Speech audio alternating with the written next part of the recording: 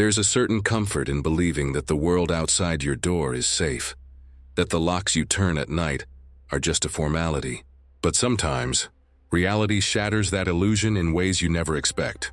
Tonight, I'm going to share 5 true stories that will make you think twice before leaving your doors unlocked. These aren't urban legends or campfire tales. These are real encounters, submitted by people who never thought something like this could happen to them. As you listen, remember, sometimes the scariest things aren't what you see in movies, but what's waiting just outside your door. Story 1. The man in the hallway. It was the middle of winter, and the snow outside was falling in thick, silent sheets. I was home alone for the weekend, my parents having left for a short trip to visit my grandmother. I was 17, old enough to be trusted, but still young enough to feel a little uneasy in a big, empty house. The first night was uneventful. I watched movies, ate junk food, and texted my friends until I fell asleep on the couch. The second night, though, was different. Around midnight, I was jolted awake by a sound I couldn't immediately place. It was a soft, rhythmic tapping, like someone drumming their fingers on a table. At first, I thought it was just the wind, but as I sat up and listened, I realized it was coming from inside the house. My heart started to race. I grabbed my phone and turned on the flashlight, creeping down the hallway toward the source of the noise. The tapping grew louder as I approached the front door. I peered through the peephole, but all I could see was darkness. I was about to turn away when I heard it again. This time, it was unmistakably coming from the other side of the door. I froze, every instinct telling me not to make a sound. Then suddenly, the tapping stopped. There was a long, heavy silence, and then a voice, low, almost a whisper, said, "I know you're in there." I stumbled back, nearly dropping my phone. I wanted to call the police, but I was paralyzed with fear. The voice spoke again, this time louder. "Open the door. I just want to talk." I didn't move. I didn't even breathe. After what felt like an eternity, I heard footsteps retreating down the porch steps. I waited another 10 minutes before daring to look outside. There were footprints in the snow, leading away from the house and disappearing into the darkness. I locked every door and window in the house that night, and I didn't sleep until the sun came up. My parents never found out, and I never saw the man again. But to this day, I still hear that voice in my nightmares, whispering from the other side of the door. Story 2. The uninvited guest. My roommate and I had just moved into a new apartment. Wasn't anything fancy, but it was ours, and we were excited to finally have a place to call home. The building was old, with creaky floors and thin walls, but we didn't mind. We spent our first night unpacking boxes and celebrating with cheap wine and takeout. Around 2 in the morning, I woke up to the sound of footsteps in the hallway. At first, I thought it was my roommate, but when I called out her name, there was no answer. The footsteps continued, slow and deliberate, moving from one end of the hallway to the other. I got out of bed and opened my door, expecting to see her, but the hallway was empty. I checked her room, but she was fast asleep, headphones in, completely oblivious. That's when I noticed the front door was slightly ajar. My stomach dropped. I closed it quickly and locked it, then checked every room in the apartment. Nothing was out of place, but I couldn't shake the feeling that someone had been inside. The next morning, I found muddy footprints leading from the front door to the end of the hallway, then back again. They weren't ours. We both wore slippers in the house, and these prints were from heavy boots. We called the landlord, who changed the locks and installed a new deadbolt. We never found out who it was or how they got in, but for weeks afterward, I barely slept. Every creak, every shadow made me jump. I still double-checked the locks every night, just in case. Story 3. The Watcher in the Window. This happened last summer when I was house-sitting for my aunt and uncle while they were on vacation. Their house was in a quiet neighborhood, surrounded by trees and set back from the road. It was peaceful during the day, but at night the silence felt oppressive. One night, I was sitting in the living room reading, when I got the feeling that I was being watched. I tried to ignore it, but the sensation only grew stronger. Glanced up at the window, and for a split second I thought I saw a face staring back at me. I jumped up, heart pounding, but when I looked again, there was nothing there. I told myself it was just my imagination, but I couldn't shake the feeling. I closed all the curtains and turned on every light in the house. Later that night, as I was getting ready for bed, I heard a soft tapping at the window. I froze, listening.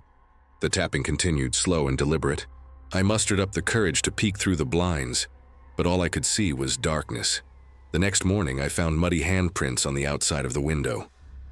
They were too high up for an animal and too large to be a child's. I called my uncle, who told me to call the police if anything else happened. I spent the rest of the week sleeping with a baseball bat next to my bed, and I never saw the watcher again. But every time I pass that house, I can't help but glance at the window, half expecting to see a face staring back at me. Story 4. The Stranger in the Basement. There's a certain kind of fear that comes from knowing you're not alone in your own home. It's a fear that lingers, even after the locks are changed and the lights are turned on.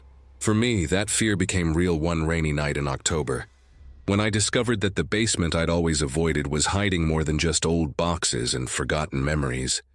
I'd moved into my first house just a few months earlier. It was a small place, but it was mine, and I was proud of it. The basement was unfinished, cold, and always a little damp, so I rarely went down there except to do laundry. That night I was up late working on a project for my job. The wind was howling outside, and the rain battered the windows in relentless waves. I was just about to call it a night when I heard a strange noise coming from below. A dull, rhythmic thumping like someone knocking on a hollow door. At first, I tried to ignore it, convincing myself it was just the old pipes or the storm outside. But the noise persisted, growing louder and more insistent. I grabbed a flashlight and made my way to the basement door, my heart pounding in my chest. I hesitated for a moment, then slowly opened the door and crept down the stairs. The basement was pitch black except for the narrow beam of my flashlight. The thumping had stopped, replaced by an eerie silence that made my skin crawl. I swept the light across the room, half expecting to see nothing but shadows. But then, in the far corner, I saw something that made my blood run cold.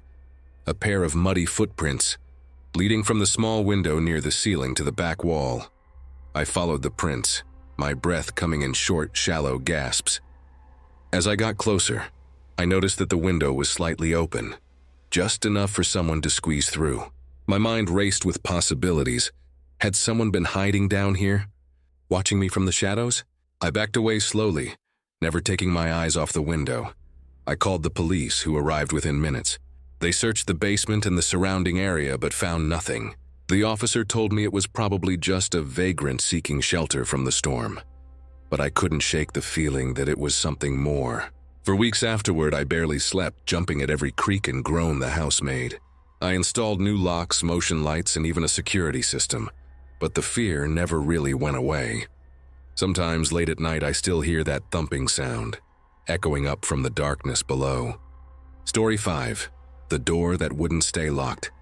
Some doors are meant to stay closed. That's a lesson I learned the hard way during my sophomore year of college, when I rented a room in an old Victorian house with 3 other students. The house was beautiful but had a reputation for being a little off. The previous tenants had all moved out suddenly, leaving behind furniture, dishes, and even clothes. We joked about the place being haunted, but none of us really believed it. At least, not at first. My room was at the end of a long hallway on the 2nd floor. The door was old and heavy, with a brass lock that clicked loudly when turned. The first few weeks were uneventful, but then strange things started happening. I'd come home to find my door unlocked, even though I was sure I'd locked it before leaving. At first, I blamed my roommates, thinking they were playing a prank. But they all denied it, and the incidents kept happening. One night, I woke up to the sound of my door creaking open. I sat up in bed, heart racing, and watched as the door slowly swung inward. There was no one there. Just the empty hallway, bathed in the pale glow of the nightlight. I got up, closed the door, and locked it again, but I barely slept the rest of the night. The next morning, I found muddy footprints leading from the front door, up the stairs, and down the hallway to my room. They stopped right outside my door, then disappeared. Showed my roommates, but none of them had any explanation. We checked the locks on all the doors and windows, but everything seemed secure. A few nights later, it happened again. This time I was ready. I set up my phone to record the hallway outside my room, hoping to catch whoever or whatever was opening my door. The footage was chilling. Around 3 in the morning, the door slowly creaked open, but there was no one visible in the frame. The door just opened, as if pushed by an invisible hand. We called the landlord, who came to inspect the house. He told us that the previous tenants had complained about the same thing, and that he'd replaced the locks multiple times. He had no explanation for why the doors wouldn't stay locked. We moved out at the end of the semester, and I've never looked back. But sometimes when I hear a door creak open in the middle of the night, I wonder if something followed me from that old house. Contrast, framing, and reflection. What's most unsettling about these stories isn't just the fear of the unknown, but the realization that danger can find you anywhere, at home, in a new apartment, even in a place you thought was safe.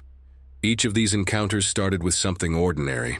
A noise, a door left ajar, a window slightly open. But in an instant, the familiar became terrifying.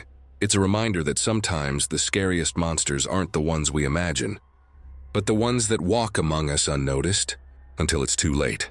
If you're still listening, maybe you're glancing over your shoulder or checking that your doors are locked. Maybe you're thinking about the last time you heard a strange noise at night, or the time you brushed off a feeling of unease as just your imagination. That's the thing about these stories. They don't just end when the narrator moves out, or when the police leave, or when the sun comes up.